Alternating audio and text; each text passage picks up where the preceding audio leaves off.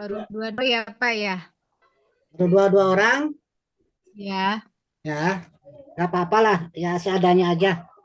ya Pak. Mungkin mereka ini pulang dari Manakib katanya udah pada Oh Manakiban. iya. Mm-mm. Ini mah pertemuannya sebentar aja sebetulnya mah.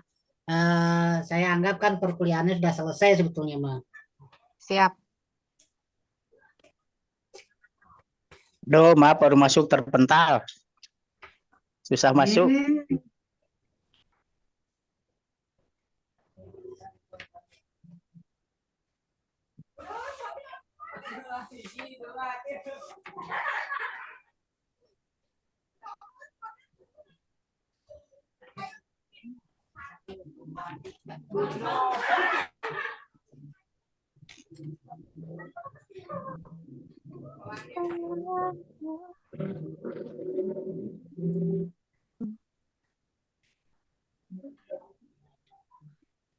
Oke, kita mulai sebentar aja, paling 10 sampai 15 menit lah ya. Kita ngobrol terkait dengan persiapan untuk UAS. Siap. Eh, dan apa namanya hari tenang atau minggu tenang. Bismillahirrahmanirrahim. Assalamualaikum warahmatullahi wabarakatuh. Waalaikumsalam Waalaikumsalam warahmatullahi warahmatullahi wabarakatuh. wabarakatuh. Alhamdulillahirabbil alamin wa bihi nasta'inu ala umuri dunya waddin. Wassalatu wassalamu ala asyrofil anbiya wal mursalin sayyidina maulana Muhammadin wa ala alihi washabihi ajmain amma ba'du. Rabbi shrah li sadri wa yassir amri wahlul 'uqdatam min lisani yafqahu qawli. Ilahi anta maksudi wa ridhoka matlubi a'tini mahabbata wa ma'rifata wa a'tini maka badan. Bapak dan Ibu di hadapan Guru Agung kita Syekh Muhammad Abdul Ghaus Saiful Masul Al-Fatihah. Auzubillahi minasyaitonir Bismillahirrahmanirrahim. Bismillahirrahmanirrahim. Alhamdulillahirabbil alamin arrahmanirrahim maliki yaumiddin. Iyyaka na'budu wa iyyaka nasta'in. Ihdinas siratal mustaqim. Siratal ladzina an'amta 'alaihim ghairil maghdubi 'alaihim waladdallin. Amin. Bapak dan Ibu yang saya banggakan, alhamdulillah pada sore hari ini kita bisa bertemu kembali melalui ruang Zoom meeting untuk melaksanakan perkuliahan seperti biasa.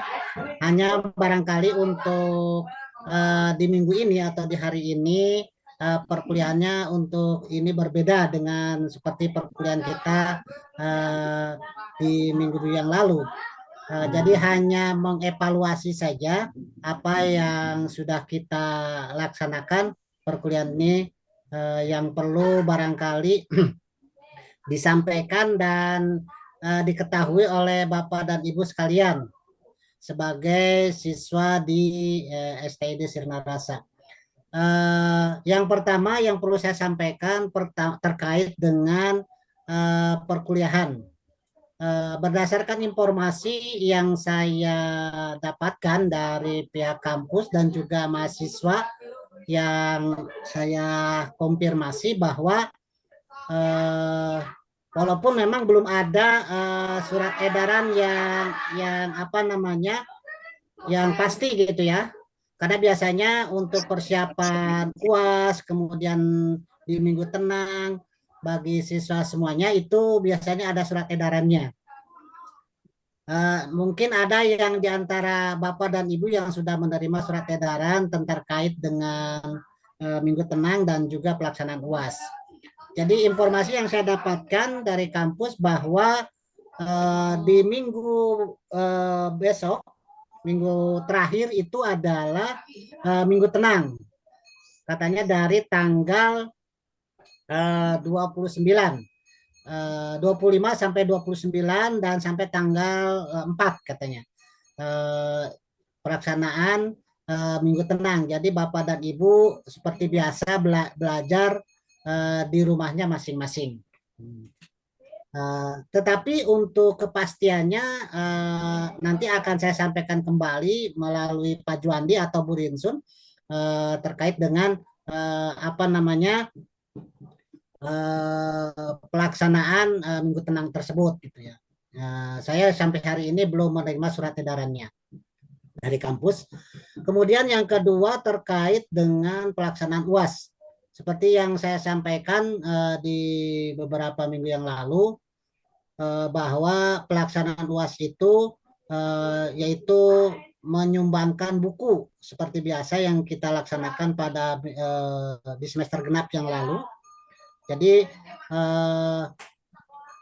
sumbangan buku itu untuk perpustakaan kita, ya membantu perpustakaan kita, dan bukunya itu satu mata kuliah untuk satu kelompok gitu ya, satu buku untuk satu mata kuliah. Jadi karena memang mata kuliah yang saya ampu itu 2, jadi Bapak dan Ibu setiap kelompok menyumbangkan 2 buku dan dikumpulkan buku tersebut ke Pak Juandi atau ke Ibu Rinsun. Ya, Ibu Rinsun ya, nanti dikolektifkan, dikumpulkan, dicatat nanti nama-nama kelompok diskusi yang sudah memberikan buku tersebut nanti dikirimkan ke saya, diinformasikan ke saya untuk bahan penilaian ya, untuk bahan penilaian di UAS itu tersebut. Nah, Bapak dan Ibu, saya rasa untuk informasi yang perlu saya sampaikan pada sore hari ini terkait dengan Minggu Tenang, kemudian pelaksanaan UAS itu ya bisa saya sampaikan. Mudah-mudahan Bapak dan Ibu bisa melaksanakannya dengan baik. Kemudian terkait dengan yang ketiga yaitu teknis pelaksanaan perkuliahan. Jadi teknis perkuliahan seperti yang pernah saya sampaikan pada perkuliahan-kuliahan yang lalu, bahwa jadi kita itu kuliahnya untuk di naik kelas khusus itu, jadi 1 minggu pertama dengan minggu ketiga. Nah, jadi minggu kedua, minggu keempat itu belajar di rumah masing-masing. Kemudian teknis pelaksanaannya yaitu saya sudah melaksanakan presentasi 2-3 kali kepada Bapak dan Ibu. Kemudian berikutnya, pertemuan berikutnya, keempat, kelima, dan seterusnya sampai dengan minggu yang lalu itu pemaparan makalah kelompok masing-masing.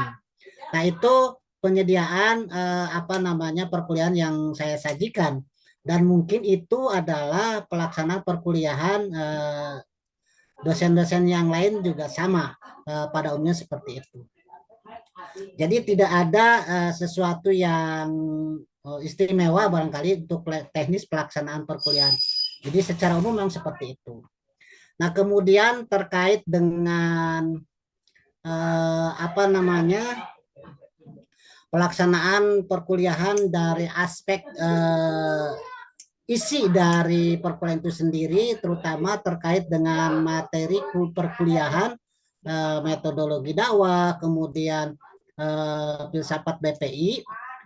Jadi gambarannya seperti itu, dan mudah-mudahan Bapak dan Ibu secara teori bisa memahami terkait dengan metodologi dakwah, kemudian filsafat BPI. Gambarannya adalah dari presentasi saya, kemudian dari penyajian makalah kelompok Bapak dan Ibu. Nah, seperti itu. Dan itu mudah-mudahan menjadi bekal Bapak dan Ibu dalam paling tidak menguasai teorinya, teori-teori yang terkait dengan metodologi dakwah, kemudian dengan filsafat BPI. Oleh karena itu hari ini barangkali dari Bapak dan Ibu ada yang mau barangkali menanyakan terkait dengan 2 mata kuliah tersebut secara umum saja. Barangkali ada, ya silahkan kita diskusikan bersama di sini untuk memanfaatkan waktu. Jadi hari ini saya tidak akan memberikan materi perkuliahan karena materi kuliah sudah selesai sebetulnya. Jadi hari ini hanya evaluasi saja, barangkali pemadatan, dalam artian pemadatan bukan harus saya saja yang ngomong gitu, tapi kita diskusikan bersama terkait terutama 2 mata kuliah itu. Oleh karena itu kita coba untuk berdiskusi sampai dengan jam 4.30 ya, sampai setengah 5 lah. Jadi ada 6 menit lah, 6-7 menit untuk kita ngobrol. Kalau memang itu ada yang mau ditanyakan ke saya, ataupun kita diskusikan bersama gitu terkait dua mata kuliah tersebut. Kalau memang itu dianggap penting, dianggap Bapak dan Ibu belum paham, belum mengerti, saya persilahkan siapa saja boleh ngomong lah. Mangga nanti saya catat orangnya. Terima kasih. Silakan nanti dipandu oleh Pak Juandi saja. Pak Juandi yang memandu untuk barangkali dari Bapak dan Ibu, ada rekan-rekan Pak Juandi ada yang mau bertanya pada saya terkait dengan mata kuliah itu. Dua mata kuliah yaitu metodologi dakwah dan juga filsafat PPI. Silakan, mangga. Ya, terima kasih Pak dosen. Mangga pada rekan-rekan yang ingin bertanya terkait dengan metodologi dakwah dan filsafat dakwah sebagai bekal untuk pemadatan kita atau pegangan kita dalam dakwah dalam kehidupan sehari-hari.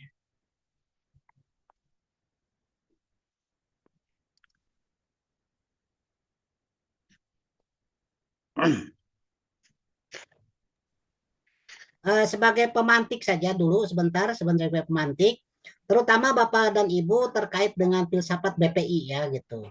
Karena orientasi ataupun tujuan secara epistemologi dari mata kuliah filsafat BPI itu adalah Bapak dan Ibu diharapkan mampu mengkritisi, menjadi orang yang kritis terhadap suatu masalah yang muncul ke permukaan atau masalah-masalah yang memang perlu dikritisi sesuai dengan teori yang kita miliki. Nah, karena memang selama ini kan banyaklah fenomenologi, misalnya kemarin itu masalah banjir yang melanda ataupun gempa ataupun longsor yang melanda Sumatera Barat, Sumatera Utara, kemudian Aceh, dan tempat-tempat lain seperti di Bandung itu, di Kabupaten Bandung biasa di Bale Endah itu dan daerah lain itu memang perlu ada semacam kritis dari kita. Ini ada yang salah mungkin mengurus alam ini, karena begini, dalam ajaran Islam itu ada ada 3 korelasi atau hubungan kehidupan manusia. Yang pertama hubungan manusia dengan Tuhan, ya, dengan Allah Subhanahu Wa Taala yang berbentuk misalnya ibadah mahdoh ataupun ibadah ghair mahdoh. Kemudian ada lagi hubungan manusia dengan sesama manusia. Nah, ini juga merupakan bagian dari ajaran Islam yang tidak bisa dipisahkan. Karena memang menurut Aristoteles bahwa manusia itu adalah zon politik. Jadi manusia yang senantiasa saling terkait, saling membutuhkan di antara sesama. Jadi tidak bisa ada manusia yang hidup sendiri. Pasti membutuhkan bantuan orang lain. Contoh kecil misalnya terkait dengan misalnya kita dilahirkan ke dunia ini, kan kita nggak bisa lahir sekarang sendiri. Tentu kita lahir dari orang tua kita dapat bantuan dari dokter ataupun misalkan dukun beranak, seperti itu. Jadi ada dari kecil saja kita sudah membutuhkan orang lain, apalagi ketika kita misalnya sudah hidup dewasa, berumah tangga dan sebagainya, itu pasti membutuhkan orang lain. Itu namanya kehidupan sosial. Kemudian yang ketiga adalah hubungan manusia dengan alam. Nah, ada yang mengatakan bahwa peristiwa bencana yang melanda misalnya Sumatera Barat, kemudian Sumatera Utara dan Aceh itu karena memang perilaku manusia yang mungkin melakukan pelanggaran lah, ataupun tidak mengikuti perintah Allah misalnya, atau misalkan terjadinya apa yang disebut dengan pembalakan liar, kemudian korupsi, ataupun melakukan tindakan-tindakan yang merusak alam. Dan itu memang sudah diwanti-wanti, sudah diinformasikan oleh Allah dalam Al-Quran. Jaharul fasadu fil barri wal bahri bima kasabat aydinas. Jadi kerusakan yang ada di laut dan di daratan itu memang karena perilaku manusia. Dan mungkin bencana yang melanda Sumatera Barat, kemudian Sumatera Utara, kemudian Aceh itu karena memang ada perilaku dari manusia. Sehingga ada pembalakan liar, adanya misalnya perusakan alam dan sebagainya. Dan dampaknya itu bukan hanya orang-orang, mungkin orang-orang yang melakukan perusakannya selamat semua, karena mungkin hidupnya tidak di sana. Tapi mereka-mereka masyarakat kecil yang tidak berdoa, tidak tahu apa-apa, terkena imbasnya, dampak daripada banjir, longsor, musibah itu sendiri. Bahkan orang-orang yang soleh juga terkena juga. Dan itu memang perlu dikritisi oleh kita terkait dengan hal tersebut. Nah, Bapak dan Ibu, itu hanya pemantik saya. Silakan oleh Pak Juandi dan kawan-kawan, oleh Bapak dan Ibu, barangkali mau ditanyakan, khususnya yang terkait ya dengan, bukan dengan kasus fenomena yang tadi, tapi dengan mata kuliah ini, mata kuliah metodologi dakwah, kemudian dengan filsafat BPI.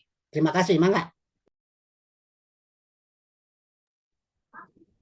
Silakan rekan-rekan yang ingin bertanya, mungkin biasanya dari Bu Eli atau Bu Linsun, biasanya selalu mengawali untuk bertanya.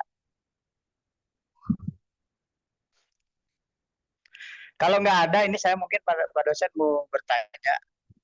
Mangga, Pak Juandi, mangga.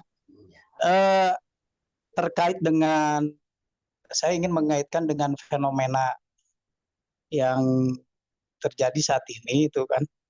Apakah saya punya pendapat seperti ini, Pak dosen? Ini ada dua hal yang menjadi fenomena rusaknya alam lah, ataupun rusaknya di lingkungan dan di masyarakat itu. Satu, karena yang tadi itu ulah tangan manusia itu sendiri. Salah satunya, kalau saya melihat, memang ini kesalahan, sebetulnya kesalahan itu letak pada kesalahan itu pada diri manusia itu sendiri, pada masyarakat itu sendiri gitu. Ini sesuai dengan kenapa? Karena mereka jauh dari ulama gitu, Pak dosen. Nah, salah satu hadis kan menyampaikan sayati zamanun ala ummati yafiruna minal ulama, itu kan wal fuqaha. Jadi akan datang satu masa di mana umat saat itu, di zaman itu, lari dari ulama, dalam artian menjauh dari ilmunya para ulama, sehingga mereka, Allah berikan 3 azab atau hukuman, yang salah satunya yaitu diberikan pemimpin yang zalim gitu. Nah ini kalau saya perhatikan mungkin awalnya dari situ ya Pak dosen. Karena karena dengan jauhnya dari ulama sehingga masyarakat itu bodoh politik gitu. Sehingga bodoh dari politik itu mereka menghalalkan segala cara, salah satunya ketika pemilu gitu kan, dia rela disogok 20.000 atau 50.000 dan sebagainya untuk memilih partai atau paslon tertentu gitu. Akhirnya yang muncul bukan pemimpin-pemimpin yang berkualitas gitu, Pak. Nah, apakah pandangan seperti itu dibenarkan atau bagaimana, Pak dosen? Ya, terima kasih. Sebelum saya menjawab barangkali, ataupun bukan menjawab ya, ingin memberikan penjelasan lah. Barangkali dari Bapak dan Ibu ada yang mau menanggapi narasi dari Pak Juandi tadi. Silakan, mangga Pak. Sebelum oleh saya, biar kita ngobrol aja lah, yang ngobrol santai gitu. Yang mau bikin kopi, silakan bikin kopi dulu. Yang lagi ngemil mangga, sambil ngemil lah, silahkan. Mangga. Sok, Pak, Bapak, Ibu. Di sini ada siapa? Ada Pak Jamiludin, ada Pak Iwan, ada Pak Opi, ada Pak Topik, ada Pak Ade, Suhendar. Kemudian ada siapa? Ada Ibu Rinsun, ada Ibu Wiwin, ada Pak Eko, ada Bu Desi, ada Bu Teteh Sadiah, ada Pak Jamil, Pak Ahmad Jamil, ada Ibu Rini, dan yang lain. Silakan, mangga. Ada Pak Kardi juga. Silakan yang Ya, mungkin tambahan sudah satu lagi Pak dosen. Mangga, mangga, Mungkin mangga. itu selain dari apa yang tadi saya sebutkan itu kan akibatnya ya lari dari ulama itu diberikan pemimpin yang dolim. Itu kan yang setelah tadi saya sampaikan. Lalu yang keduanya itu karena kita hasil dari apa pencoblosan karena diiming-iming dengan uang, sehingga muncul pemimpin-pemimpin yang bukan pada ahlinya gitu. Nah, salah satu contoh misal ini saya dapat info dari sosial media untuk Menteri Perhutanan aja itu kan beliau sendiri katanya bukan lulusan perhutanan, bahkan ahli tafsir katanya gitu Pak dosen. Berarti ini kan sudah menandakan bahwa ini kalau kita mudah disogok atau tidak mengikuti saran-saran dari para ulama, mengikuti nafsunya diri sendiri dengan kesenangan iming-iming uang tidak seberapa, akhirnya kita muncullah pemimpin-pemimpin yang bukan pada ahlinya gitu Pak dosen. Nah, mungkin yang lain bisa ditanggapi. Boleh menanggapi Pak Ustadz? Mangga, Pak Bu Win, mangga, Bu. Ya, oke. Mohon maaf ya kalau kurang tepat.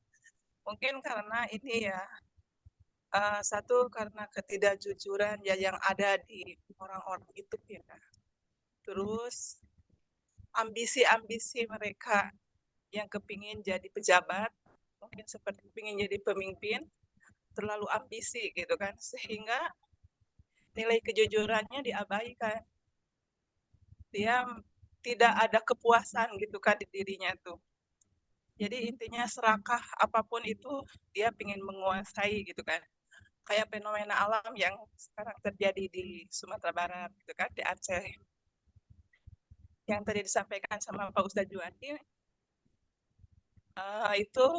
itu mungkin kalau kata saya itu karena keserakahan manusia ya, yang tidak ada keinginannya itu yang tidak ada batasnya gitu, tidak ada puasnya, sehingga mereka terus aja pingin gitu kan, pingin itu, pingin ini, jadi ambisinya itu ini terlalu kuat gitu kan, pingin menguasai yang tadinya dia punya uang segini, pingin nambah lagi, terus aja ada dan keinginan yang tidak terpuaskan gitu kan. Jadi ya keserakahan manusia lah. Dan balik lagi ke nilai-nilai ya ketidakjujuran mungkin ya, akhlak juga mungkin itu ya yang kita pelajari di sini.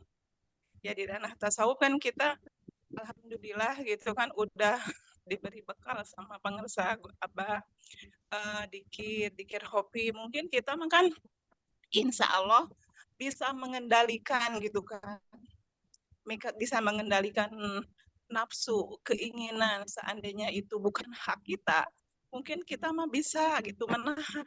Cuman kalau orang-orang yang seperti tadi Pak Ustadz Juhandi sampaikan, mereka itu berambisi, yang keinginannya itu tidak puas, udah punya ini, pingin punya lagi, pingin dan terus, pingin terus gitu kan, sehingga mereka itu melalaikan yang tadinya alam semesta ini harus kita rawat, harus kita jaga gitu kan, sehingga mereka mengabaikan hal-hal seperti itu, maka terjadilah fenomena alam yang terjadi ya sekarang ini. Mungkin seperti itu. Ya intinya ketidakjujuran manusia, keserakahan mungkin itu ya. Mungkin itu aja yang bisa saya sampaikan. Mohon maaf ya Pak Ustadz kalau tidak tepat. Sekian. Bagus Bu Wiwin. Jelas itu mah. Terima kasih Bu, bagus sekali. Silakan yang lain Pak. Ya, silakan yang lain. Ya, jadi Pak dosen. Akibat dari ya, mangga Pak Tamsir, mangga. Oh, ya. Mangga. Ya, kata pepatah kan gajah itu tubuhnya besar, makanannya banyak. Gajah itu satu hari makanannya di atas 1 kuintal. Tapi kalau sudah sore dia istirahat. Waktunya tidur dia nggak lembur. Walaupun dia tidak punya deposito, dia tidak punya tabungan, dia tidak punya cadangan makanan di rumahnya. Tapi gajah yang begitu makanannya lebih dari 1 kuintal 30 kilo, kalau sudah sore, sudah malam, sudah tidak serakah. Tapi manusia makan bayam hanya 2 pohon, dua batang bayam. Paling kalau di sayur bening, di sayur bayam itu dua pohon bayam itu bisa dimakan sekeluarga. Kalaupun dia lapar, zaman sekarang itu ada sebatas mie ayam, bakso, indomie. Kalau mau masak sendiri, paling juga nilainya di bawah 10.000. Tapi memang kalau orang tidak punya hati, tidak ada naluri nuraninya, ingat zikir kepada Allah ya, memang kalau tidak ada syukurnya, tidak ada ingatnya kepada Allah ya begitu. Apapun ditelan, seakan-akan itu kebahagiaan itu bayangannya adalah harta yang berlimpah, rumah mewah, mobil megah. Tapi ternyata seperti fenomena yang nyata, Pak dosen. Kemarin di Aceh itu, di Center Sportnya Aceh itu ada ratusan mobil yang di situ kan memang datarannya agak tinggi. Orang ke situ semua, bawa mobilnya lari, diparkirkan di situ. Dan ternyata di situ malah direndam banjirnya sampai 10 meter. Maka di dalam mobil itu orang semuanya meninggal, mati, membusuk bareng dengan istri dan anak-anaknya. Saya tuh nggak bisa ngebayangkan, naudzubillah min dzalik, seperti apa itu. Suami dan istri kelelep dalam satu mobil yang mati bersama gitu. Nah ini kan Masya Allah, fenomena yang terjadi saat ini itu menyadarkan kita bahwa dunia itu hanya sebatas itu. Jadi jangan sampai kita ini tertipu dengan tipuan dunia. Dunia mata'ul ghurur. Dunia itu hanyalah tipuan yang menipu saja. Mungkin itu Pak dosen hanya menambahkan sedikit saja untuk mengisi ramainya perkuliahan sore ini. Mohon maaf bila ada kekurangannya. Terima kasih. Ya, terima Luar kasih biasa. Pak Kiai, luar Terima biasa. kasih Pak Tamsir. Yang lain barangkali Mangga yang mau menambahkan atau punya perspektif lain gitu, Mangga. Jadi intinya kalau boleh saya simpulkan lagi, Pak dosen, mungkin apa yang saya tadi sampaikan itu mungkin untuk berhubungan dengan fenomena sekarang itu mungkin sedikit tidaknya sangat berpengaruh ya Pak dosen dengan menjauh kepada para ulama itu. Karena memang tadi salah satu contoh lah misal gitu.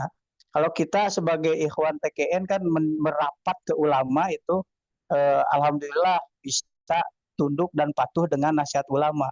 Tapi TKN pun sama juga bagi orang yang jauh dari guru mursyid, malah sohbah, itu akan terkontaminasi juga keserakan itu, gitu Pak dosen. Nah, apakah pendapat yang saya tadi sampaikan itu karena fenomena-fenomena yang terjadi di alam ini penyebabnya itu karena ulah kita menjauh dari ulama, gitu.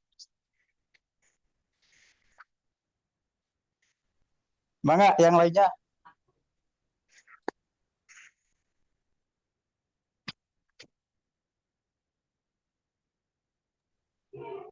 Oke, Bapak dan Ibu, ini menarik ya. Saya hanya ingin menambahkan saja.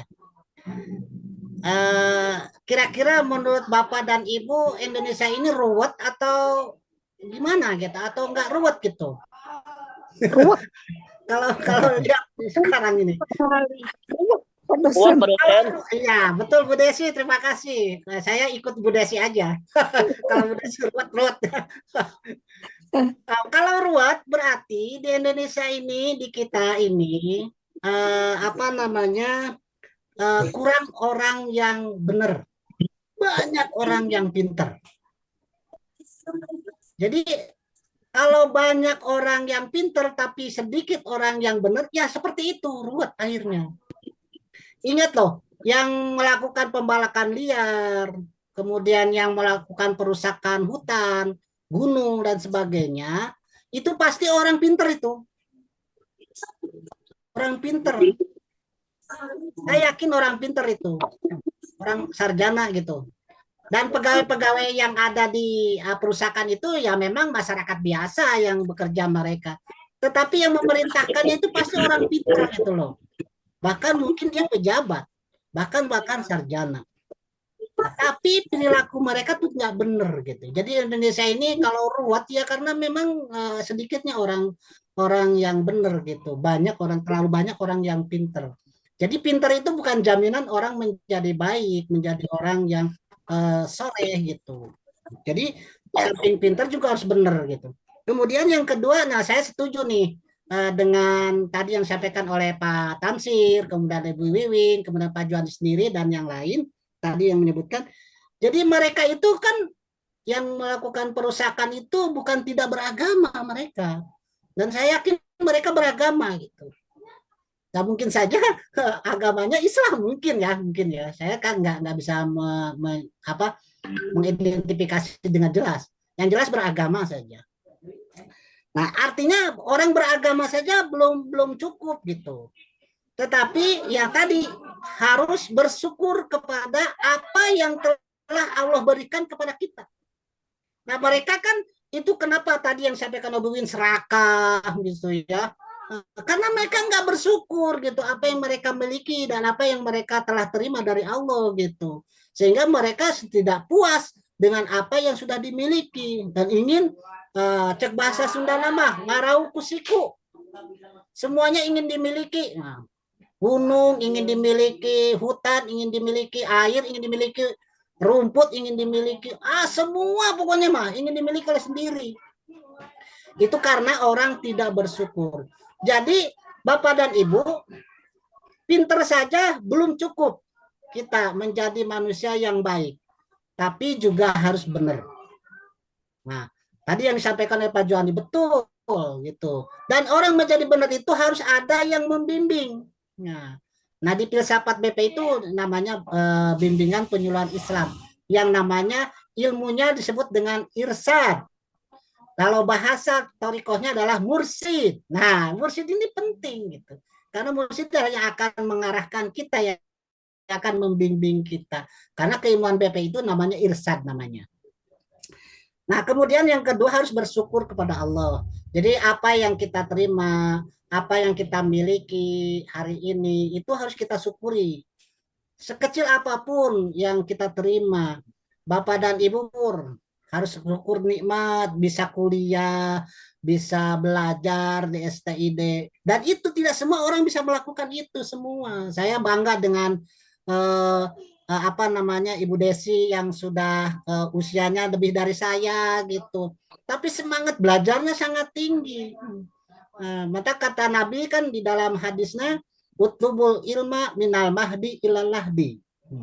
Mencari ilmu itu kan bukan hanya ketika kita lahir ke dunia ini sejak bayi, tapi juga sampai dengan masuk ke liang lahat. Nah, artinya bahwa kita banyak belajar dari orang yang dilahirkan, kita banyak belajar dari orang yang meninggal dunia gitu. Yang tadi disampaikan oleh Pak Tamsir tadi, yang meninggal dunia karena gempa, karena longsor, karena banjir yang di Aceh itu saya yakin mereka itu orang-orang yang tidak berdosa. Mereka tidak tahu apa-apa, tahu-tahu mati saja gitu kan. Kan ini mengerikan gitu. Nah, kalau bahasa Ibu Desi tadi setuju saya, ruwet ya. Indonesia ini ruwet karena memang sedikit orang yang benar, banyakkan orang pinter gitu. Sedikit orang yang bersyukur, tidak banyak orang yang kufur nikmat. Ya.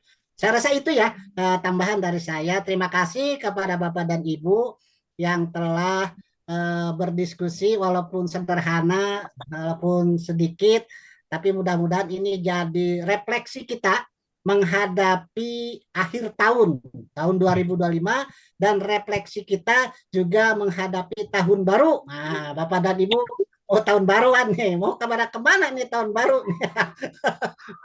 Mau wisata lihat Aceh ke sana atau ke Sumatera atau ke mana, ke Pangandaran? Wah, silahkan itu, mangga. Atau silaturahmi kemana saja silakan. Yang penting bersyukur kepada Allah Subhanahu wa taala. Sebagaimana yang tadi saya sampaikan, kita sampai dengan jam 4.50 dan sekarang sudah jam 4.50. Terima kasih atas kehadiran semuanya, dan saya perlu sampaikan sekali lagi. Jadi mulai hari minggu depan dan seterusnya sampai dengan itu, Bapak dan Ibu tidak usah kuliah lagi. Sudah selesai dengan saya kuliahnya. Nah, tinggal nanti kita ketemu nanti UAS pada tanggal 5 kalau tidak salah.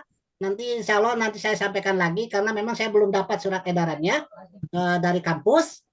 Tanggal 5 kalau tidak salah, tanggal 5 sampai dengan tanggal 10 UAS itu. Nah, jadi sebelum tanggal 5 ya tugas yang untuk UASnya yang saya sudah titipkan ke Pak Juandi dan juga ke Birunsyun, silakan dilaksanakan. Mudah-mudahan semuanya sehat dan walafiat dan panjang umur. Amin ya robbal alamin. Amin. Itu saja yang bisa saya sampaikan. Terima kasih atas perhatian. Mohon maaf kalau kekurangan. Terima kasih kepada hadirannya dan juga diskusinya. Mudah-mudahan apa yang kita diskusikan walaupun sedikit menjadi ilmu yang bermanfaat bagi kita semuanya di dunia dan akhirat. Amin ya robbal alamin. Yang terakhir, mari kita tutup dengan membaca salawat Bani Hasyim satu kali bersama-sama. Allahumma sholli ala Muhammad